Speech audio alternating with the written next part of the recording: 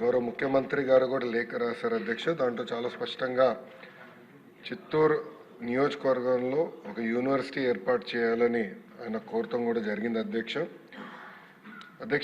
వాస్తవంగా జిల్లా విభజన తర్వాత ఇప్పుడున్న చిత్తూరు జిల్లాలో ఒక ప్రభుత్వం పరంగా ఒక ద్రవిడియన్ యూనివర్సిటీ ఉంది, ప్రైవేట్ యూనివర్సిటీలో ఒక అపోలో యూనివర్సిటీ మాత్రమే ఉంది అధ్యక్ష.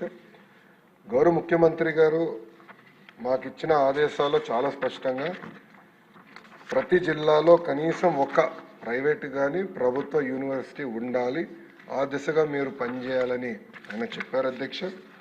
జగన్ గారు చెప్పినట్లు ద్రవిడియన్ యూనివర్సిటీ అనేది మోర్ లాంగ్వేజ్ స్పెసిఫిక్గా యూనివర్సిటీ, ద్రవిడియన్ భాష గురించి ఏర్పాటు చేసిన యూనివర్సిటీ కనుక వేరే రకంగా యూనివర్సిటీ ఏర్పాటు చేయాలి చిత్తూరు జిల్లాలో కోరారు. అది తప్పనిసరిగా ఆయన పైన కూడా బాధ్యత ఉంది, నా పైన కూడా బాధ్యత ఉంది. ఇద్దరు కలిసికట్టుగా ఒక యూనివర్సిటీ ఏర్పాటు చేయించే దిశగా పనిచేస్తామని గౌరవ సభ్యులు కూడా నేను తెలియజేస్తున్నాను అధ్యక్ష.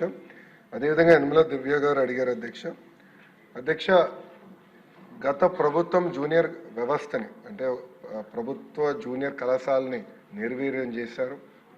హై స్కూల్ ప్లస్ అన్న విధానం తీసుకొచ్చి అక్కడ సబ్జెక్ట్ టీచర్స్ లేకుండా చేశారు అధ్యక్ష. దానివల్ల పిల్లలకి అన్యాయం చేసిన వారు అయ్యాం.